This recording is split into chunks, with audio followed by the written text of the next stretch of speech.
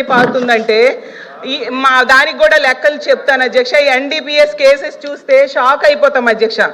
దాన్ని బట్టి అర్థమవుతుంది ఎంత దారుణంగా ఈ రాష్ట్రంలో పెరుగుతున్నాయి అనేది. శ్రీకాకుళం జిల్లాలో ఏకంగా 213% గ్రోత్ ఉంది అధ్యక్ష.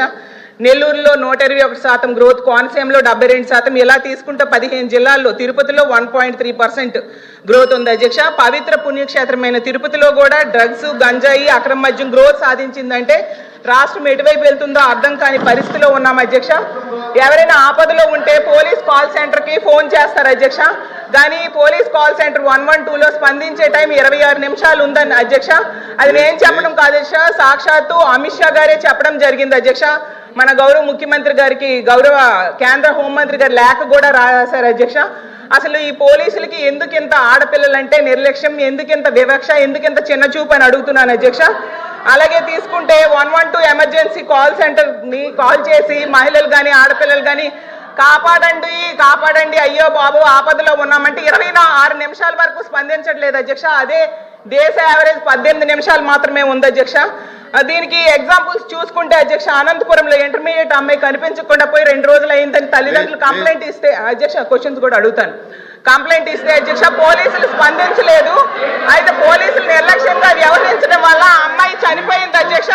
అలాగే యలమంచిలి కాన్స్టిట్యున్సీలో రాంబెల్లిలో అధ్యక్ష ఒక అమ్మాయి ఏమో ఒకడు జైలు నుంచి బెయిల్ మీద వచ్చి వేధిస్తేనే అధ్యక్ష ఆమె కంప్లైంట్ ఇచ్చినా పోలీసులు పట్టించుకోకపోవడం వల్ల అధ్యక్ష ఆ అమ్మాయికి ఇంటికి వచ్చి పేక్ వచ్చి చంపేశాడు అధ్యక్ష. పక్క కాన్స్టిట్యున్సీ హోంమంత్రి గారు కనీసం కుటుంబానికి పరామర్శ చేయడానికి, ధైర్యం చెప్పడానికి వెళ్ళని పరిస్థితి మనం చూసాం అధ్యక్ష. అలాగే తీసుకుంటే అధ్యక్ష ఎంత దారుణంగా ఈ కూటమి ప్రభుత్వంలో ఎమ్మెల్యేలు వ్యవహరిస్తున్నారంటే అరవ శ్రీధర్ అనే వ్యక్తి ఎంత దారుణం అధ్యక్ష. మహిళను లోపరుచుకొని అబార్షన్స్ చేయించాడు, 5 సార్లు గర్భవతిని చేసి అబార్షన్ చేయించుకుంటే మోసం చేసి వదిలేశాడు అధ్యక్ష. ప్రభుత్వం ఏం చర్యలు తీసుకుంది అధ్యక్ష? సాక్షాత్తు సీఎం గారికి, డిప్యూటీ సీఎం గారికి, అలాగే ఎస్పీకి పోలీసులు కంప్లైంట్ ఇస్తే ఎవరు పట్టించుకోలేదు అధ్యక్ష. కానీ ఆవిడ మీడియా ముందుకు వచ్చి ఎన్హెచ్ఆర్సీ ఫిర్యాదు చేస్తే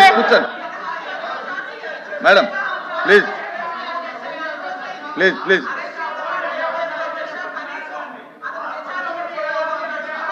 ప్లీజ్ ప్లీజ్ ప్లీజ్ ప్లీజ్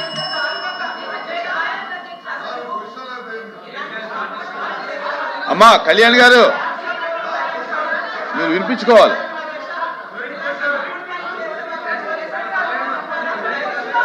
ఇలాంటి దుర్మార్గులు మహిళల మీద, చిన్నారుల మీద అత్యాచారాలు చేస్తున్నారు అధ్యక్ష.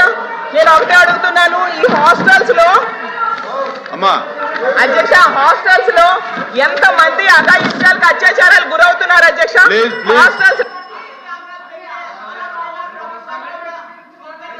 ఏమా నా కళ్యాణ్ గారు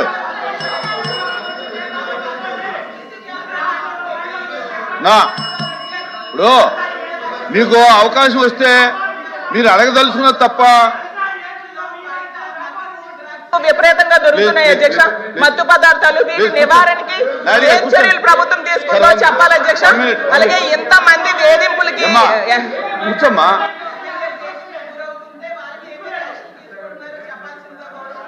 please please please please please please please please కూర్చో. 20 నిమిషాలు అయితే